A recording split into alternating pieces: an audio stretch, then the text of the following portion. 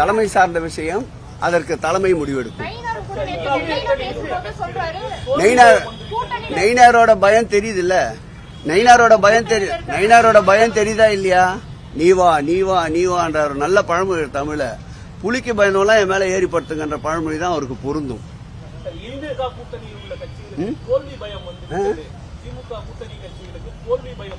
சரி, திராவிட முன்னேற்ற கழக கூட்டணியில் இருக்கின்ற அனைத்து தோழமை கட்சிகளும் இந்த கூட்டணி உறுதியாக இருக்கிறது என்று அறிவித்துக் கொண்டிருக்கின்றார்கள். கூட்டணியை தேடி திராவிட முன்னேற்ற கழகத்தின் தலைமையில் அமைந்திருக்கின்ற இந்த கட்டுமானம் எங்கும் செல்லவில்லை. தங்கள் மீது நம்பிக்கை இல்லாதவர்கள் தான் கூட்டணி என்று பறந்து கொண்டிருக்கின்றார்கள். மாண்புமிகு தமிழக முதல்வர் திராவிட மாடல் ஆட்சியின் நாயகன் எங்கள் தளபதி தலைமையில் அமைந்திருக்கின்ற கூட்டணி வலுவாக இருக்கின்றது. இந்த வலுமிக்க இந்த கூட்டணியை பார்த்துத்தான் அரண்டவன் கண்ணுக்கு இருண்டதெல்லாம் பேய் என்பது போல் கூட்டணியை தேடி ஓடிக்கொண்டிருக்கின்றார்கள். போதுமே, நிறைய போறது. எவ்வளவு ஃப்ரீயா உட்காந்து எங்களை போய் நெருக்கடி என்றிய 1 மணி நேரமா சுத்திட்டு வரோம். எங்க முதல்வர் நேற்று பயணித்தவர் 13 கிலோமீட்டர் ரோட் ஷோ நடத்தியிருக்கின்றார். பல்வேறு மக்கள் நல திட்டங்களில் பங்கேற்றிருக்கின்றார். இன்று காலை 8:30 மணிக்கே மேட்டூர் அணையை திறந்து விட்டிருக்கின்றார். எவ்வளவு ஃப்ரீயா இருக்கும், எங்களுக்கு போய் நெருக்கடியில் இருப்பவர்கள் அவர்கள்.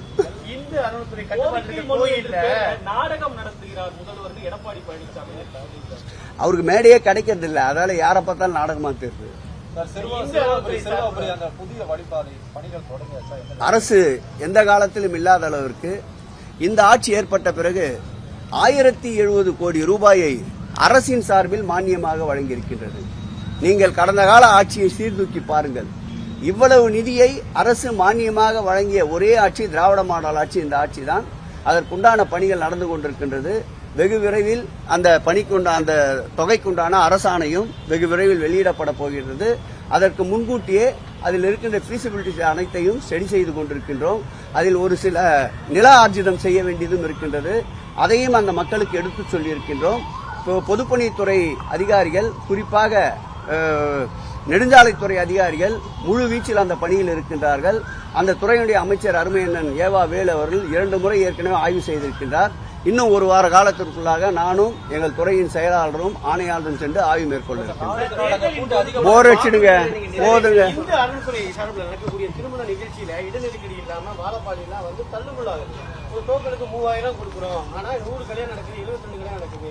சரியா வந்து இடநெருக்கடி பண்ணல அப்படின்னு சொல்லிட்டு வாக்குவாதம் நடக்குது.